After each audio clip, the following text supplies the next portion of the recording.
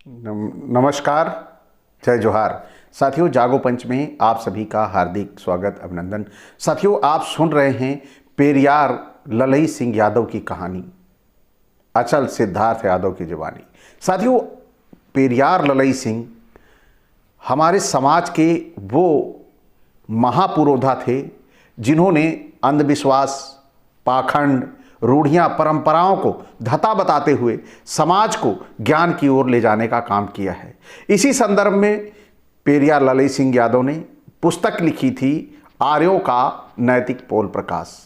आज मैं इस वीडियो के माध्यम से आप तक उस पुस्तक के उन अंशों को पहुंचाना चाहता हूं कि जो आपको बताएंगे कि आर्य भारत कैसे आई और भारत में कौन सा वंश रहता था, यानी भारत के जो लोग थे वो कौन थे, यानी नागवंशी। आपने बहुत सारे राजा बलि, महिषासुर, राजा महेश, इन सब बहुत सारे नाम ऐसे सुने होंगे जो आपको ये सोचने को मजबूर कर देंगे कि वास्तव में पेरियार ललई सिंह यादव जी ने बहुत अच्छा रिसर्च करके आपके सामने प्रस्तुत किया था। तो साथियों, मैं आपको ले चलता हूं पुस्तक के उन अंशों की ओर जो आपको बताएंगे। और ये जो मैंने पुस्तक के अंश लिए हैं, मैं सबसे पहले बता देना चाहता हूं, यह एक ग्रंथावली है पेरियार ललई सिंह यादव की। उसी ग्रंथावली से मैंने ये अंश लिए हैं और आप सभी आर्यों का नैतिक पोल प्रकाश पुस्तक इसमें पूरी की पूरी अंकित करके दी हुई है। यह शोध का एक हिस्सा है, तो क्यों ना अपने इस महापुरुष के उन पुस्तकों के उन अंशों को आप तक पहुंचाऊं जो हमारे लिए बहुत जरूरी है, क्योंकि उन्होंने बड़ा सोच समझ के ये लिखा होगा। तो साथियों, पुस्तक के अंश शुरुआत होता है यहां पर कि आर्य 6000 वर्ष ईसा पूर्व वोल्गा नदी के ऊपरी भाग यानी यूरोप में हिंद यूरोपीय नाम से, 3500 वर्ष ईसा पूर्व वोल्गा नदी के मध्य भाग यानी यूरोप में हिंदी स्लाव नाम से, 3000 वर्ष ईसा पूर्व मध्य एशिया पामीर जिसे उत्तर कुरु कहा जाता है में हिंदी ईरानी नाम से, 2500 वर्ष ईसा पूर्व वक्षु उपत्यका यानी जिसे आज तजाकिस्तान कहते हैं में हिंदी ईरानी नाम से, 2000 वर्ष ईसा पूर्व उत्तरी स्वात में हिंदी आर्य नाम से, और 1800 वर्ष पूर्व ईसा पूर्व गांधार यानी जिसे तक्षशिला कहते हैं में हिंदी आर्य नाम से, और 1500 वर्ष ईसा पूर्व कुरु पांचाल यानी पश्चिमी उत्तर प्रदेश में वैदिक आर्य नाम से पुकारे जाते हैं। यानी आर्य किसे कहते हैं, आर्य कौन था, ये आपको समझ आ गया होगा कि हिंदी आर्य कौन थे।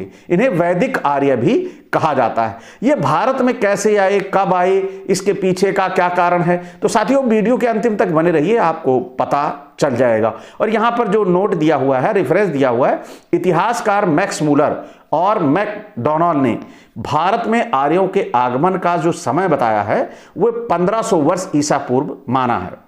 और साथ ही साथ यहां पर आर्यों का बनावट, रंग, रूप, ये सारा भी इस पुस्तक में जिक्र है। तो इसमें कहा गया है आर्यों की जो शारीरिक बनावट थी, कद उनका लंबा था, रंग भूरा था, बाल पतले सुनहले, नाक लंबी, आंखें नीली, माथा चौड़ा और स्त्रियों की कमर पतली थी। चिरकाल में रक्त मिश्रण व हवा पानी बदलने के कारण अब रंग गोरा है, बाल सुनहले एवं आंखें नीली नहीं हैं। शेष बनावट हजारों के साल के बाद भी करीब करीब अधिकाधिक संख्या में यथावत है, कोई बदलाव नहीं हुआ। तो अब देखिए, यह था आर्यों का रंग। अब देखिए असुरों की शारीरिक बनावट क्या थी। असुरों की शारीरिक बनावट थी कद छोटा, रंग सांवला व काला, बाल मोटे काले, नाक चपटी, आंखें काली, माथा सकरा और स्त्रियों की कमर मोटी थी। चिरकाल में खून की मिलावट के बावजूद बड़ी संख्या आज भी पूर्ववत है, यानी पूरा का पूरा जो असुरों की जाति है, प्रजाति है, वो उनका जैसा अभी विवरण बताया गया इसी तरह पूर्ववत वो पाए जाते हैं।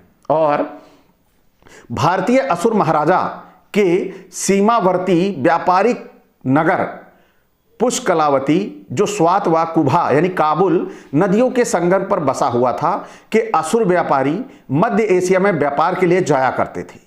तांबे के बने बर्तन यानी पतीली, थाली व हथियार यानी बाण, कुल्हाड़ी आदि आर्यों के हाथ बेचते थे। यानी जो हथियार थे, बर्तन थे तांबे के, वो आर्यों के हाथ ये बेचा करते थे। बदले में उनसे चमड़ा और घोड़ा खरीदते थे। जब आर्यों में वक्षु उपत्यका यानी तजाकिस्तान में असुरपण्य यानी जिसे सिक्का कहा गया का प्रचलन होने लगा तो व्यापार और अधिक बढ़ गया।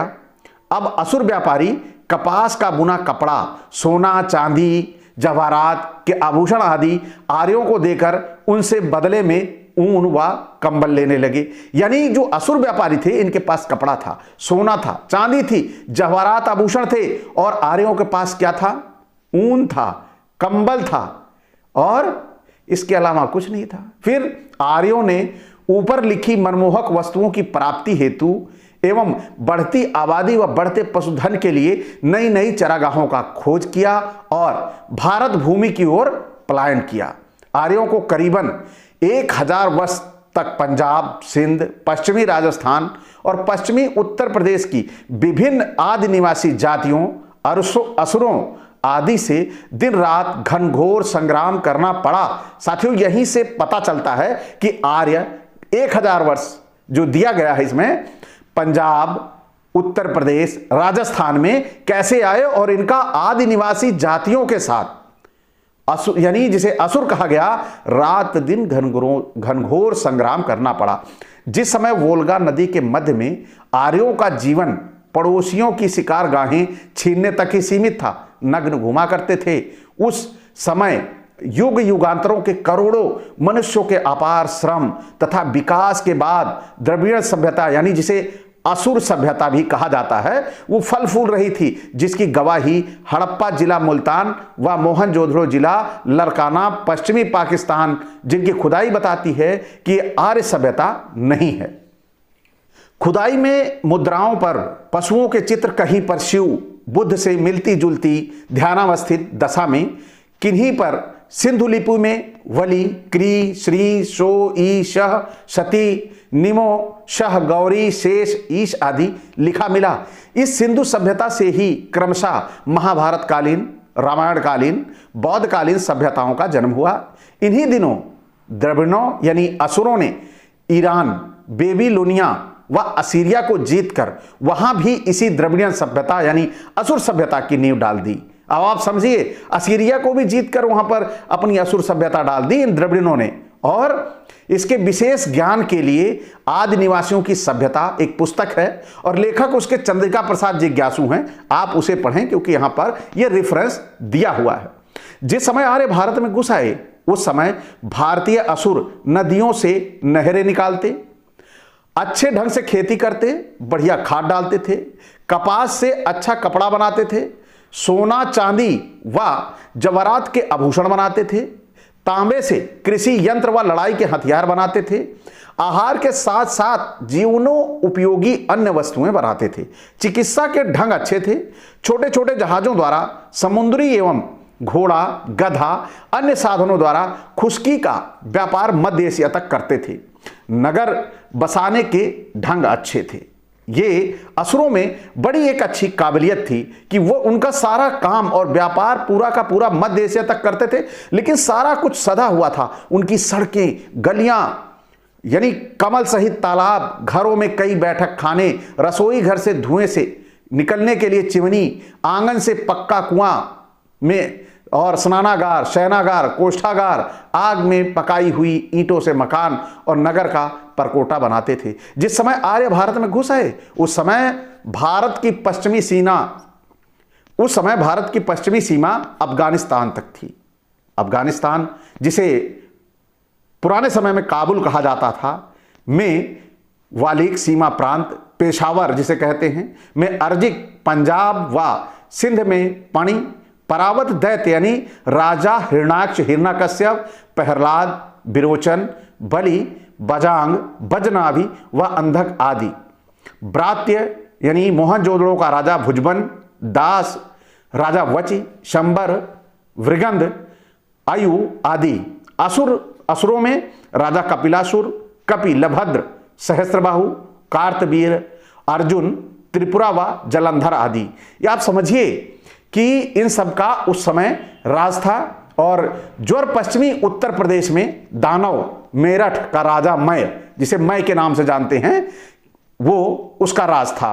और दक्षिणी अवध में कीकट राजा प्रमगंड, और मध्य प्रदेश व दक्षिण में वानर, ऋक्ष व राक्षस आदि। महिषमंडल, यानी महिषमंडल जो मैसूर में महिषवंशी, ये जिसे हम राजा महिषासुर के नाम से जानते हैं। निषद, निस्सा पहाड़, शायद वर्तमान अमरकंटक पर्वत में नागवंशी राज्य करते थे। यानी जब आर्य यहां पर आए थे तो सीधा सीधा स्पष्ट हो रहा है कि यहां पर सारे असुरों का, द्रविड़ों का, नागवंशियों का राज था। और तक्षशिला, भद्रवाह, मणिपुर और नदियों के किनारे संपूर्ण भारत में नाग जाति पाई जाती थी। वर्तमान नागालैंड के नागा भी नागवंशी हैं। इनकी शिशु नागवंशी शाखा बिहार, बंगाल, असम, छोटा नागपुर व बड़ा नागपुर, जिसे महाराष्ट्र कहते हैं, में बहुतायत से पाई जाती है। दक्षिण भारत के द्रविड़ आज गोंड, भील व संथाल हैं। तो वास्तव में द्रविड़ियन आदि निवासी, वहिक, दैत्य, दानव, नाग व असुर आदि सब द्रविड़ ही हैं। तो साथियों ये स्पष्ट हो रहा होगा आपको कि जो आदिनिवासी हैं, द्रविड़ हैं, ये सारे के सारे दानव, नाग व असुर आदि सारे के सारे द्रविड़ हैं, यहां पर जितने रहते थे। और जिस समय आर्य ऊपरी स्वात में निवास करते थे, उस समय असीरिया वालों ने इन्हें हराया था। आर्यगण असीरिया वालों से बदला लेने में असमर्थ रहे। भारत आने पर यहां के आदि निवासियों को बदले की भावना के रूप में असुर, यानी असीरियन, असीरियावासी नाम से पुकारने लगे। यानी कि इनके अंदर जो चिढ़ की भावना थी, किसमें? आर्यों में, तो वो चिढ़कर उनको असीरियन, असीरियावासी नाम से पुकारने लगे। तो इसमें घबराने वाली कोई बात नहीं थी, न डरने वाली। जो जहां का रहता है वो वहां का वासी कहा जाता है। तो साथियों, लेकिन ये जो लोग, आर्य लोग बाहर से आए, इनकी पूरी की पूरी कहानी यहां पर जो इस पुस्तक के माध्यम से पेरियार ललित सिंह यादव की कहानी जो मैं आपको सुना रहा हूं, यानी यूं कहें कि पेरियार, भारत रत्न पेरियार ललित सिंह यादव, जिन्होंने अपने पूरे समाज को जगाने के लिए एक नहीं कई पुस्तकों का निर्माण किया। और उसी में से एक ये पुस्तक है जिसे मैं आज पढ़कर आपको सुना रहा हूं, आर्यों का नैतिक पोल प्रकाश। तो साथियों, भारत के हम सभी लोग नागवंशी हैं,